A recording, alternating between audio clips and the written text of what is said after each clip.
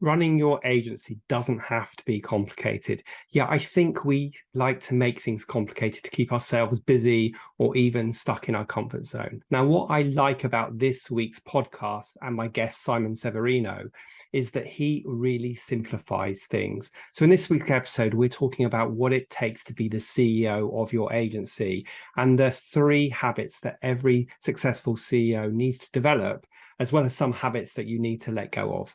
We're going to be talking about the different stages of your agency's growth and what your focus needs to be at each stage. Now, Simon Severino is the CEO of consulting firm Strategy Sprints and the author of the book by the same name. And in this podcast, he talks about the concept of a strategy sprint and why 90-day sprints are the ideal time to plan, focus, and deliver.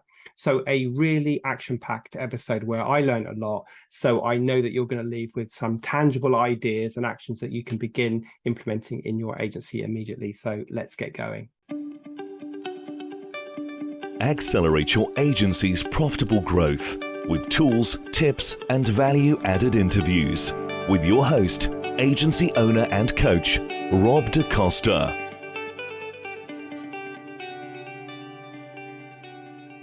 Welcome to the show, Simon. Now, your messaging really resonated with me because it's so similar to mine, which I really love, all about freeing up the agency owner's time to focus on what matters to them, which is steering their ship forwards. Yeah, of course, so many business owners do the opposite and they get stuck on that client service hamster wheel of doom, as I call it.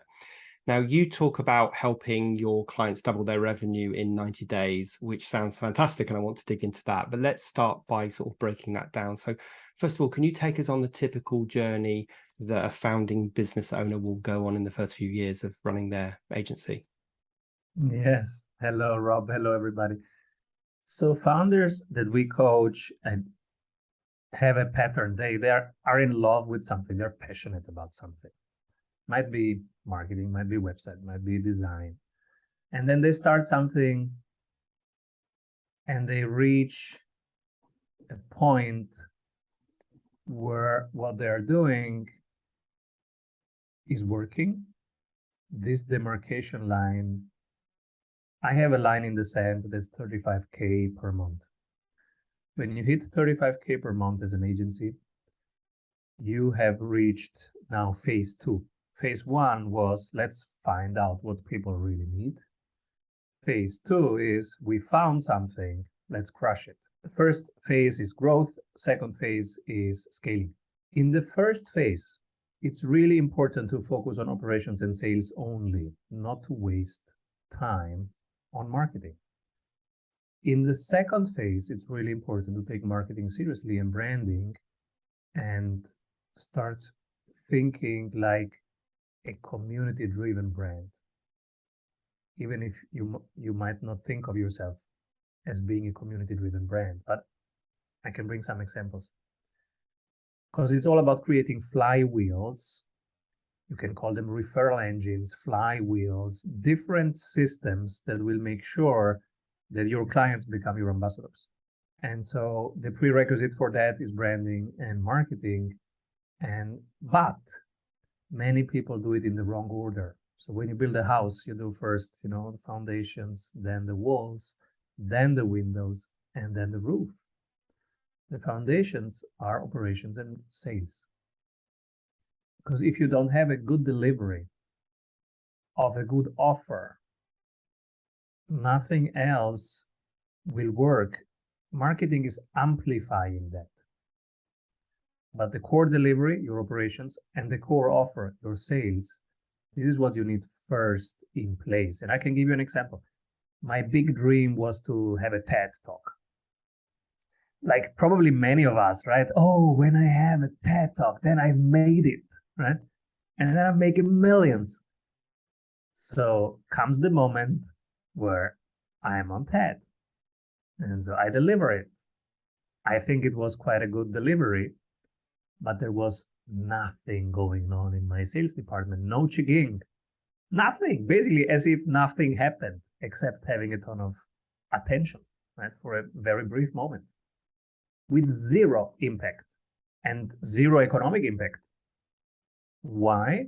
because marketing on something that is not a conversion machine is just waste of time and money. So first build the conversion machine, and we can go there if you want and see how you build the conversion machines and what are the obstacles and what are the step-by-step actually. Yeah, that's such an interesting perspective. Tell me, some people will get stuck in phase one.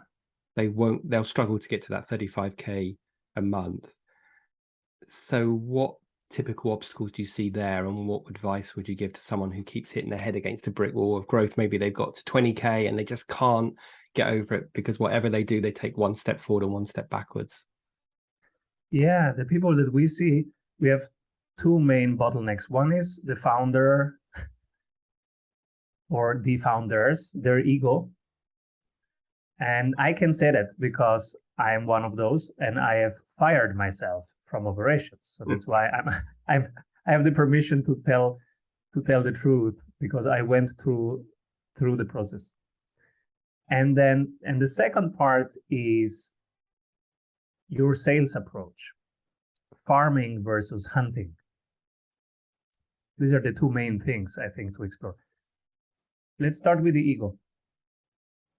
You started it, you're a passionate logo designer. People love your logos. Now you do 12 logos a week.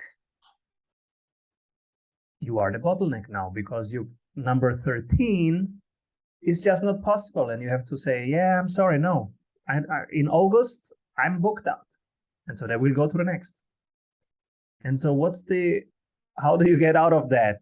Think of Stefan Sagmeister, like the designer, Austrian designer who is now in New York.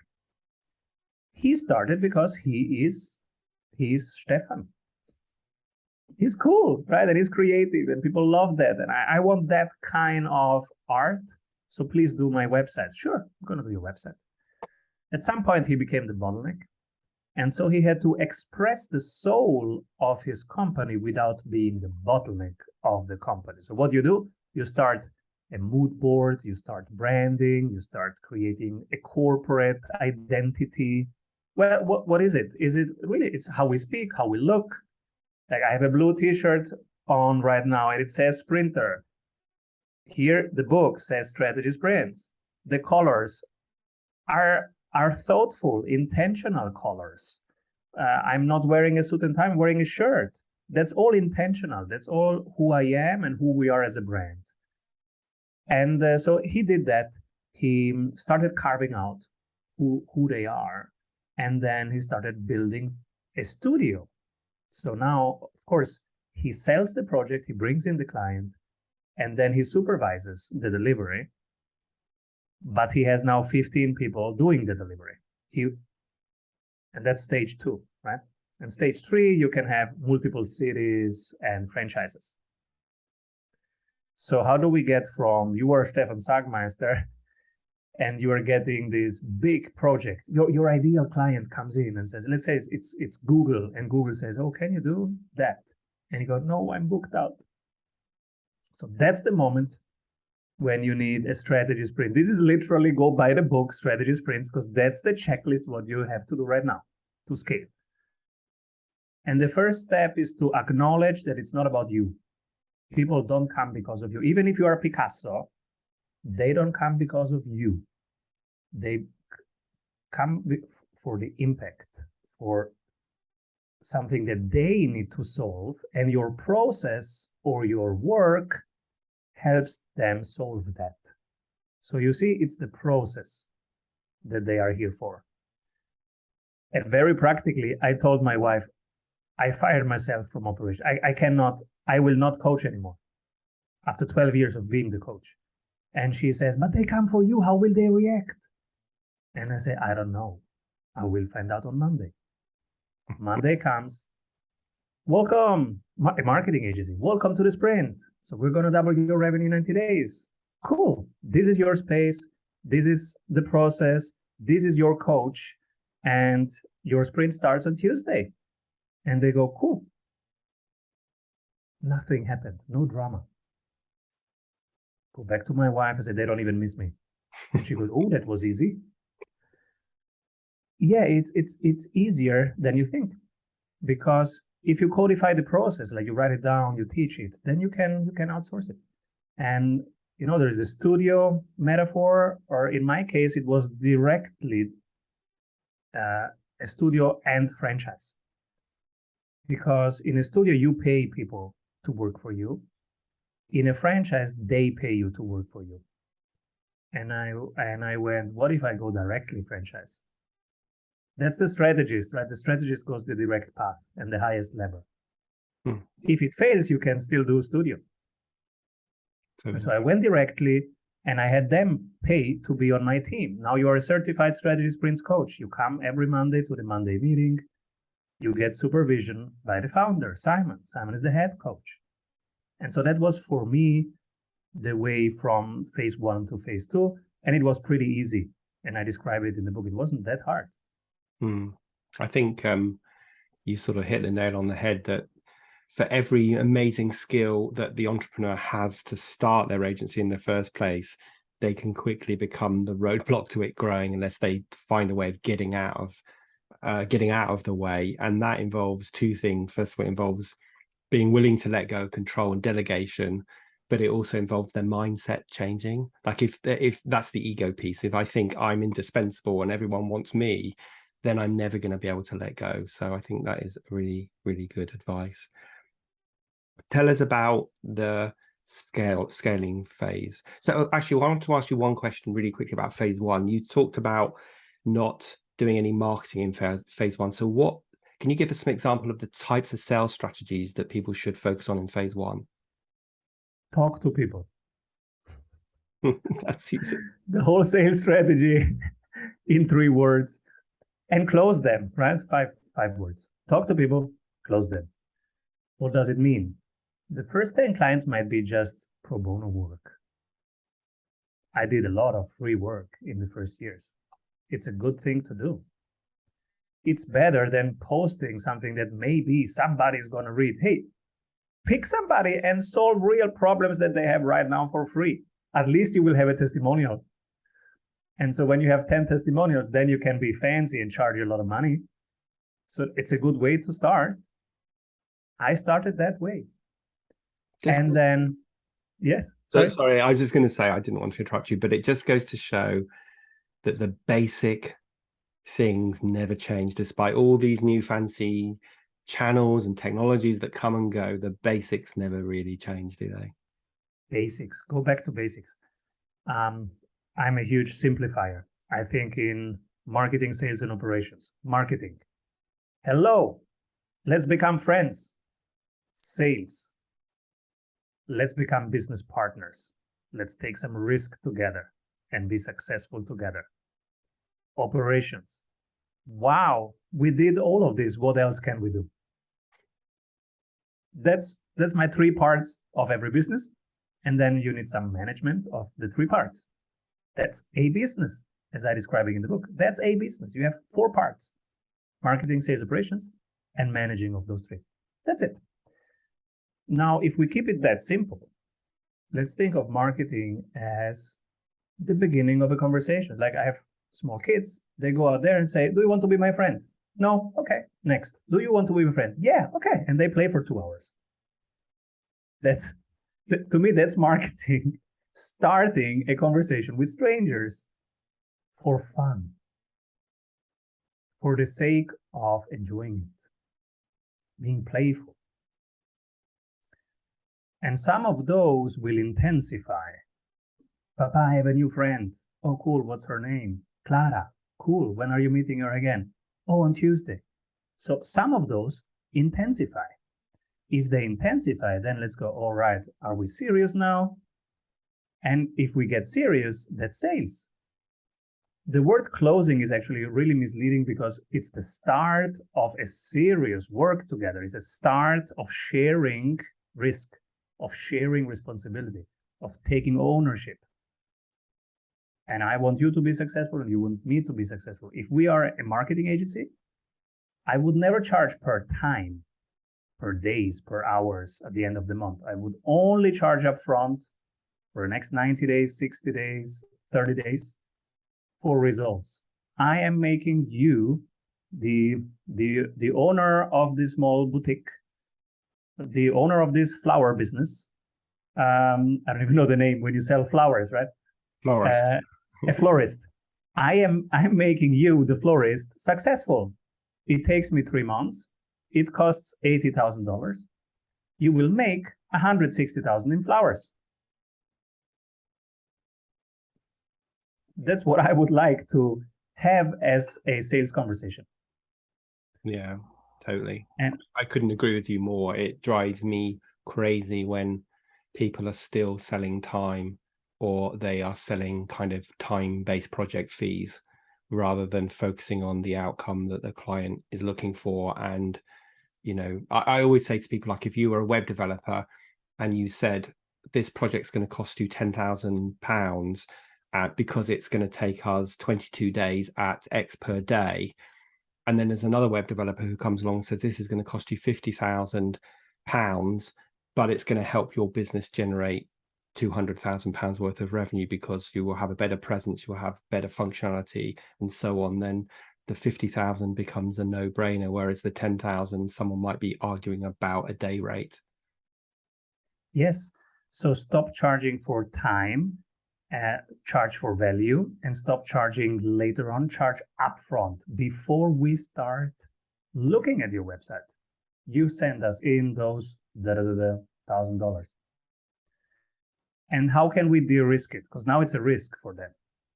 So de-risking, there are very specific steps in the book, 8 steps of de-risking for the client.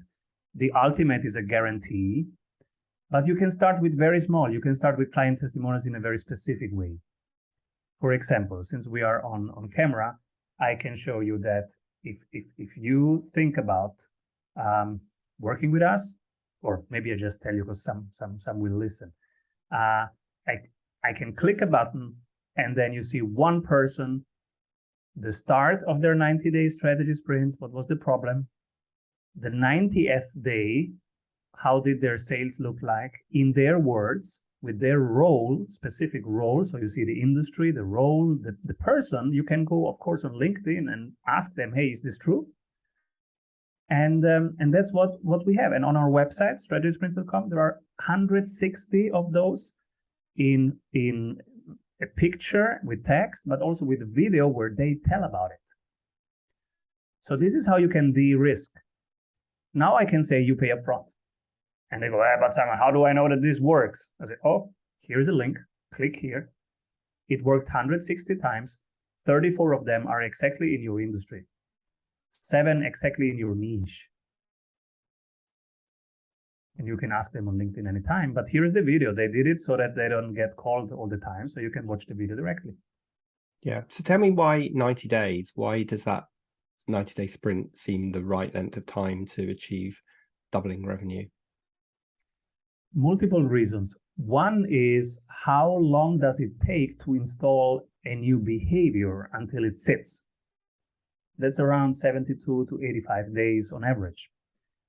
Because before you have to break the old behavior, and that takes around 21 to 27 days. So there is a behavioral psychology behind it.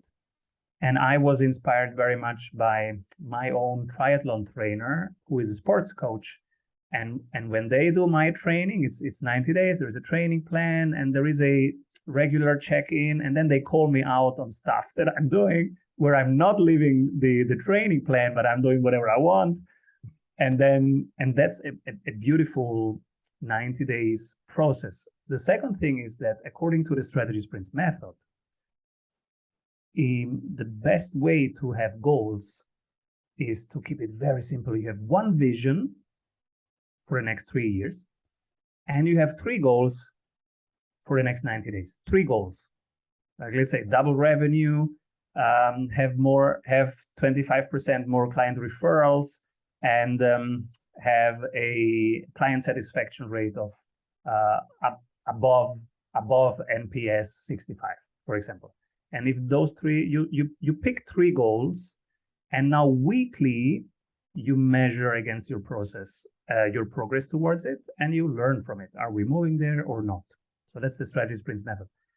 And the reason is, 3 months, 3 goals, that's something that you can remember. If I ask you your 3 goals, you can tell me those. If I ask you the opposite, so if it's not a sprint project management, then it's traditional project management. And whoever you ask in the world of traditional project management, what are your goals? There's, oh, give me a second, I have to check. If you have to check, you don't have them present right now in your body. How can you execute on them if you don't have them right now in your body? So you need to embody them. And to embody them, 90 days, 3 goals, pretty easy.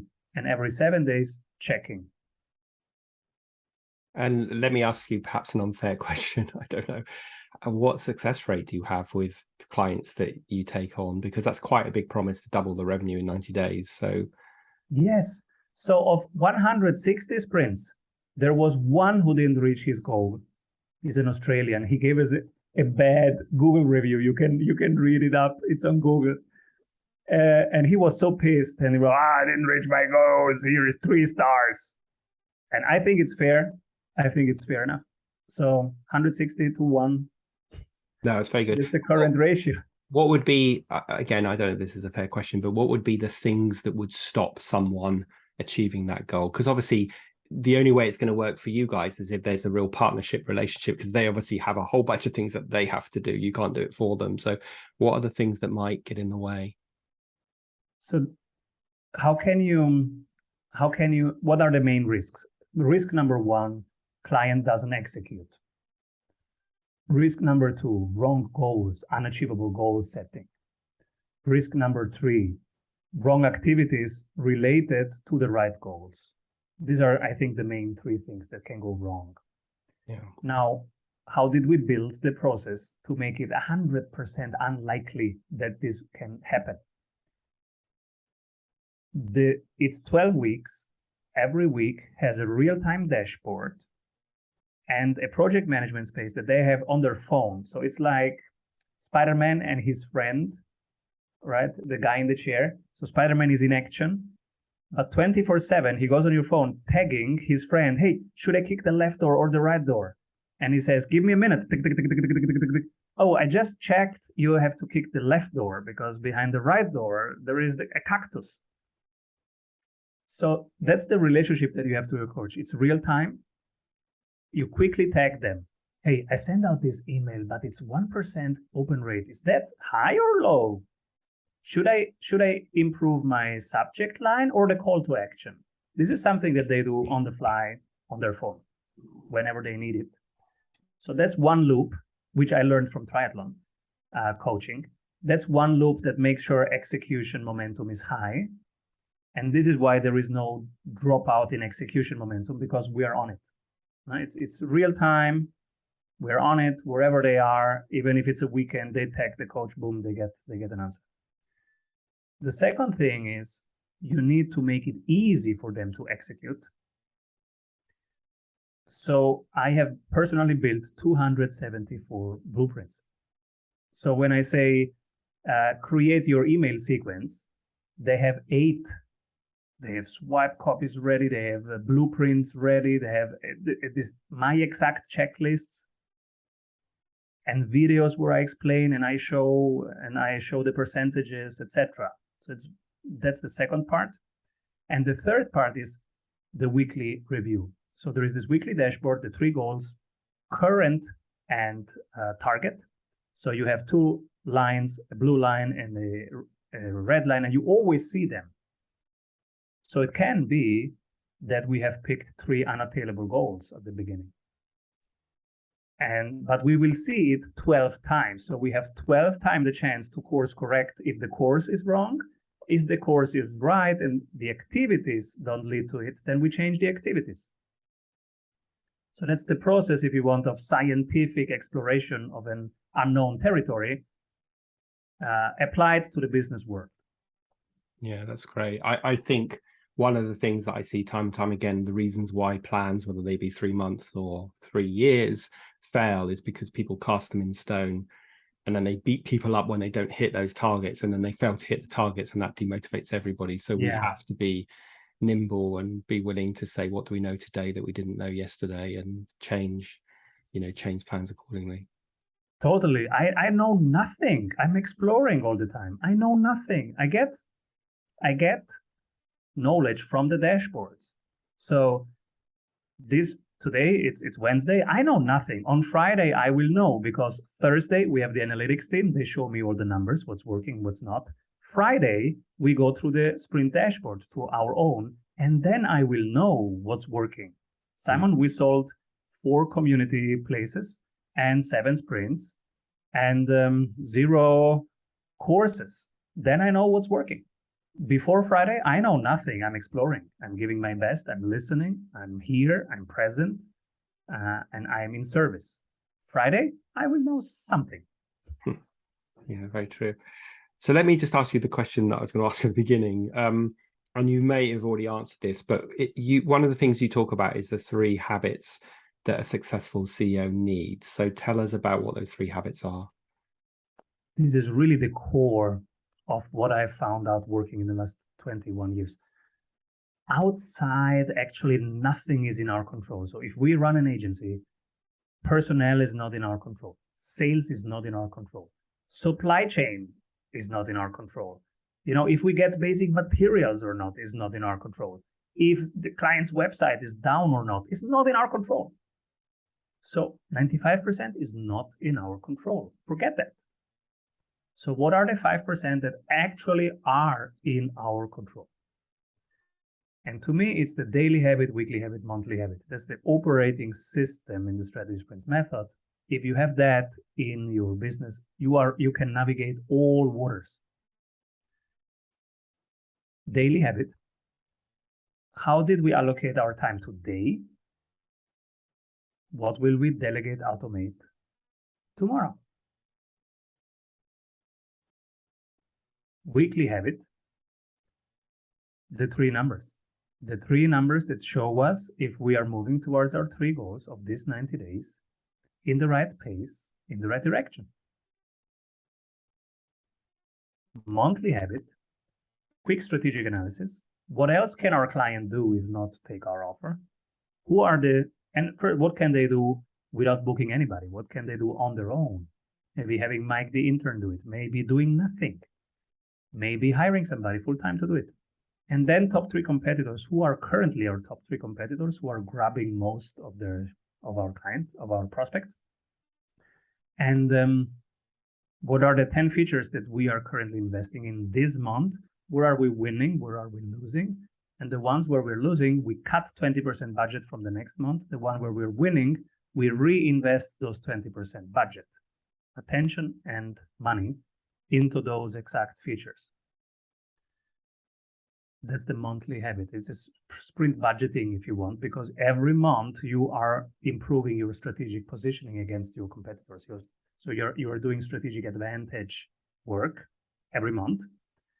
And with our tools, it takes half an hour. Without, it takes probably longer. But basically, these are the 3 habits: daily habit, time allocation; weekly habit, numbers; monthly habit, strategic rebudgeting.